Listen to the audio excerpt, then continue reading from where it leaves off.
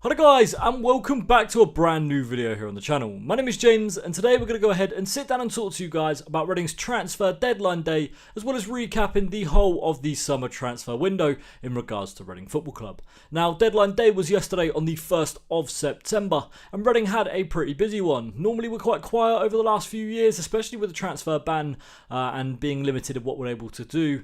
But yeah, it was quite a decent deadline day for Reading Football Club. Having a look, obviously, at what's gone down.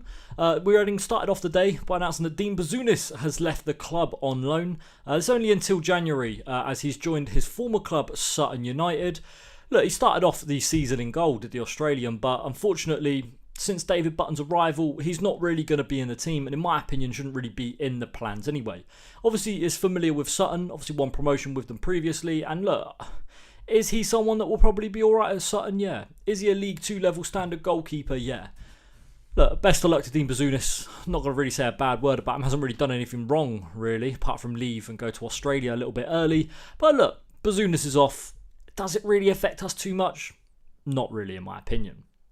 The second out that Reading had, obviously Andy Carroll was actually terminated his contract the day previous, but the second out of the day was Jack Senga has officially joined Ayr United on loan. Listen, I think it's a good move. He's gone to the Championship in Scotland. I think it's a good move for him. It's probably about League 2, lower level of League 1 level. But realistically, though, it's good for him to get some men's football in him. He's going to be able to have a bit of physicality, and he's able to really adapt to the man's game. I think his body still needs a little bit of growth, if that makes sense, in terms of him playing the men's game. And I think he'll get that while he's out at Ayr United. I think it's a decent move away, if I'm being completely honest. And yeah, not really got too much bad to say about it. I think it's a good move, realistically. Reading, though, it wasn't just outs, it was ins as well. First in of the day was Dominic Ballard is coming in from Southampton. The 18-year-old has joined us on loan. He links up with his former manager, Ruben Selles. Obviously gave him his debut last season. And look, in my opinion, this can only be a good transfer. It's an 18-year-old striker who scores goals for fun. 20 goals in 28 games in the under-18 level. And then 24 goals in 27 games at the under-21 level.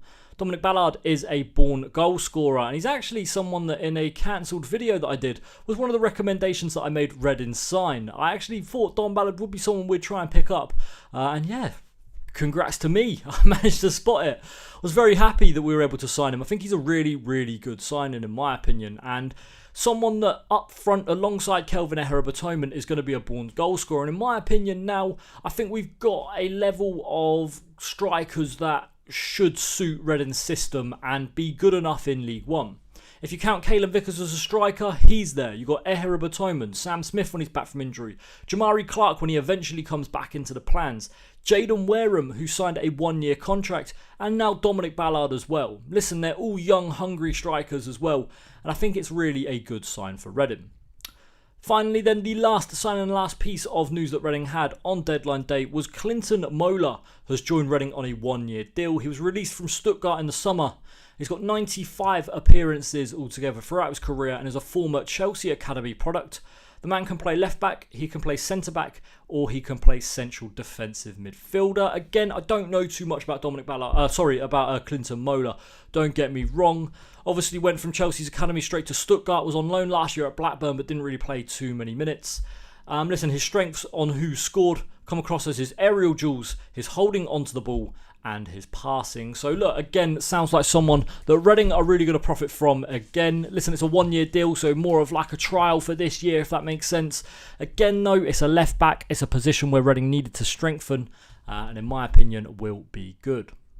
Right, this one now is going to move into transfer summary. So we're going to have a look really at the overall of Reading's summer, and we're going to look really at the ins and outs and kind of what we thought of the transfers. So to begin with, we'll go with the outs. We'll get the negatives kind of out of the way first. And the first piece of transfers out that Reading really had was George Puskas. I'm going to break this down into little sections. They all group into each other, if that makes sense. So the first one, though, is George Puskas. He left for a €3 million fee to Genoa. Let's be honest, it was never really meant to be at Reading for George Puskas. I'm happy to get the $3 million for him. I really do feel like Genoa have overpaid there. George Puskas isn't a good striker. He might be good at the hold-up play. Didn't really see it at Reading, but he's not a good striker. And to get €3 million for him, I'll take it all day, every day. I liked him. Was it ever meant to be? No. The next one is Tom Ince. Obviously, he left. He went to Watford for £58,000. Thought it'd be class in League One, and I really did, and I spoke about that quite a lot in videos previous. Would he have worked in Ruben Seller's system? Yes, I really do think he would, especially with the high pressing and the kind of down to earth. I think he would have been the creative mindset Reading needed, and kind of what we've been missing in the first 5 games of the season. But he was never going to stay realistically. With his dad being sacked, with us being relegated to League One, he was never really going to stay. The next one, Luke Southwood, did leave as well. He went to Cheltenham, back again on a free transfer. And I thought it was a shame, as I really did believe he'd have a future here at Reading Football Club. But the goalkeeping department is probably Reading's biggest competition. It's probably where we've got the best set of players, if we're being completely honest. Jocko Andresen, Connor Boyce-Clark, David Button. 3 solid goalkeepers in my opinion. Adding Luke Southwood to that, would that have then had to move on Andresen, who's younger? Connor Boyce-Clark, who's younger? Have they got more potential than Luke Southwood, potentially? That's probably why Luke Southwood was let go, if we're being completely honest. And I'm not too sad about it, realistically, after it's all been said and done and looking at the end of the transfer window. I see why he was let go. The next one was Naby Sarr and Lucas João, as Naby Sarr went to Al Makidga, somewhere in Qatar, and Lucas João went to Shanghai, both leaving on a free transfer. Sarr triggered a contract following the relegation. Triggered like a clause in his contract following the relegation. It's a shame, as I thought it could be a decent option really in League One. But again, playing out from the back, was that going to work with Naby Sarr? I don't think so. I think he was a little bit panicky when the ball was at his feet. So again, it seems like in the long term, a good move for Reading to move him on. And again, Lucas João, is he someone that would have fit the system? No. Was he on big money? Yes. I don't really mind him leaving. He knows where the back of the net is. Obviously, he's a good goal scorer, but I don't mind the sale of Lucas João, like him being released. He was on big money. He wasn't going to fit Ruben Seller's system. I'm not too sad about that one. Next up, Yakou Meite and Liam Moore. Yakou Meite obviously going to Cardiff, and Liam Moore still without a club for now. Again, big money for both of these players, and they kind of came from the same generation of Reading players. Both joined in that 2016-17 season. I would have liked Yakou Meite to stay, don't get me wrong. I think he would have been a good option. But again, with the new outlook on what Reading have got going on this season, we want fast pressing players that are hungry and young. Yakou Meite's what, 26, 27 now? He's moving on a little bit. He probably is coming up to that last big money contract, and Reading can't afford that. I'm not too sad about him moving on again. And finally, the last bunch of players that we've kind of got all grouped in here. We've got Junior Hoylett, Shane Long, Scott Dan and Andy Carroll. Again, they're all older players, and we're starting to go with the youth. Obviously, we need some experience in that dressing room, and I think we've kept that. Obviously, the additions of Harley Dean, David Button, keeping Sam Hutchinson around, Andy Yeardon. We've got the how do you say it? You've got the experienced players that are there. I think we're all right. So we'll move into the ins now, and we'll go ahead and take a look at who Reading have brought in. So to begin with, we'll look at kind of the players that are going to be floating around that under-21 side and the senior squad. So we've got Tavonge Rashisha, who's joined us from Swansea. We've got John Ryan, who joined us from Sassuolo. We've got Charlie Wellens, who's joined us from Man United. Billy Clark from Brighton. And finally, Jaden Wareham from Chelsea. The previous 4 all announced yesterday on deadline day. Look, I think Wareham, Ryan and Wellens will all be around that first team come halfway throughout the season. I think they'll get opportunities in the EFL Cup, and I do think there'll be options that will come off the bench this season. Jaden Wareham obviously is a striker and has done quite well for Reading so far this season. 4 goals in 3 games in the under-21 squad. Got John Ryan joining us, who is a left back. Again, we're quite short on left backs at the moment, but now, we were quite short on left backs, but now with the additions of John Ryan, Matty Carson, we've also just signed the player that we just signed today, Clinton Mola, and as well, realistically, Nestor Guinness-Walker has stayed, so you've got the options that are there. John Ryan as well, coming back from an injury, is someone that can be there. And finally, we've got Charlie Wellens, who is a centre midfielder or a right back, so someone who can really fill in. I think he's probably going to be the most under the radar signing that Reading have made this summer. We then got Harley Dean and David Button, who have both joined on free transfers from Birmingham and West Brom respectfully. Look, experienced players that are going to be leaders in that starting 11. We're going to need leaders in this team, especially with such a young squad. And David Button being 34 and Harley Dean being 32. They're going to be them experienced heads that will calm the boys down. Both have got experience in the EFL and 2 clean sheets this season for David Button. And realistically, watching him against Exeter, some good saves made. I'm happy with the addition of Button. Next up, Sam Smith and Harvey Knibbs both joining on a free as well from Cambridge United. Sam Smith is a very good striker and he knows how to score in League One. But an injury has obviously struck and we're waiting to see his re-debut yet in a Reading shirt. I think Harvey Knibbs fits the system quite well as well. A pressing midfielder who's able to put a tackle in high up the pitch. Still think we're yet to see the best of him going forward. I think we're still going to see something great from Harvey Knibbs. Obviously 1 goal so far this season. But look, realistically, he's a nailed-on starter almost every week. And yeah, he's really earned that spot in the starting 11. Next up was Ben Elliott and Charlie Savage, both coming on frees from Chelsea and Man United.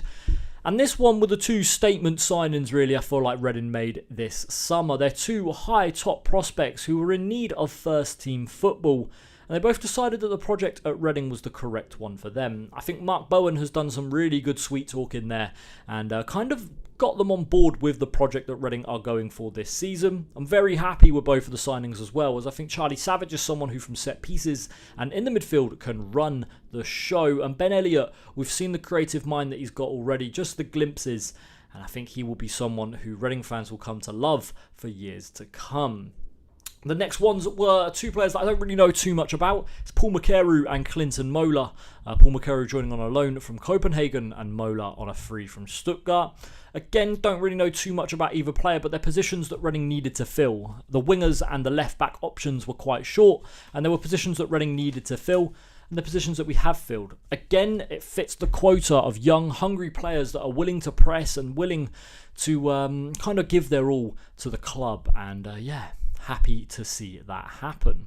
Next up was Lewis Wing, who we brought in on a free from Wickham, obviously stealing him from QPR. Absolutely love it. Still hate the fake hoops.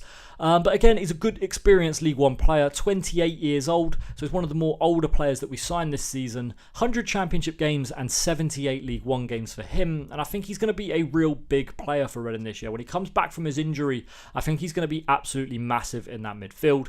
Again, it's going to be an experienced head that Reading can rely on. When things start to get a little bit tense and we're at an away game and a team's starting to put the pressure on us, I think Lewis Wing will be the person in that midfield and potentially even Sam Hutchinson to calm the boys down and kind of get us back on track. And I think that's going to be something really key to the season this year for Reading. Tyler Bindon joined on a free from LAFC, originally thought of as an under-21 signing, but he's come in and 3 clean sheets in 3 games alongside Nelson Abbey has said otherwise. He looks so comfortable in that defensive position, but a concussion has took him out. I'm hoping we'll see him return on Monday against Cambridge, as yeah, hopefully we can make it 4 from 4 with him and Abbey at the back. But yeah, Tyler Bindon, nothing but praise for him. Looks so comfortable on the ball. He reads the game so well as well, which is something that is very important, especially playing in this system Celeste wants to play. Reading the game is very important, and Tyler Bindon has got that down to a T. And finally, the last signing that we did make for this season was Dominic Ballard on loan from Southampton. Obviously spoke about him a bit previously, but he's a born goal scorer. And I think that's going to translate to the men's game.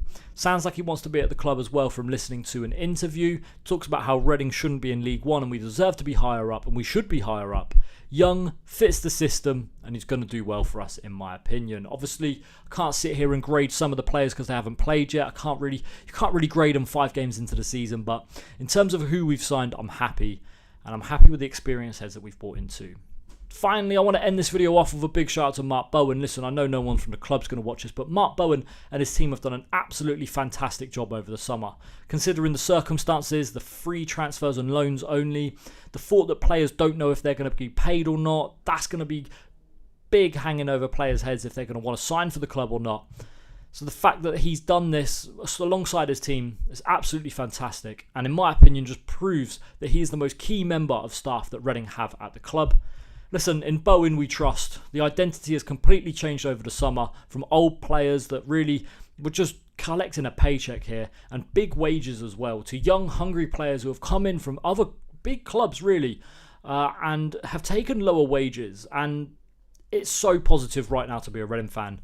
And I'm looking forward to seeing what we will do throughout this season. I think the start of the season will be slow, but the second half of the season, I think there'll be a big charge from Reading. And I think we'll see some massive improvements and a real push on. And a lot of games being won kind of towards that December, January time.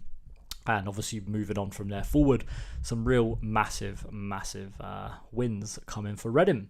But that's going to be it for this video though, guys. Apologies again, a bit of a longer one. It's always going to be, won't it? Thanks for watching. My name's been James, and we'll see you all for the Cambridge review on Monday. Thank you very much for watching.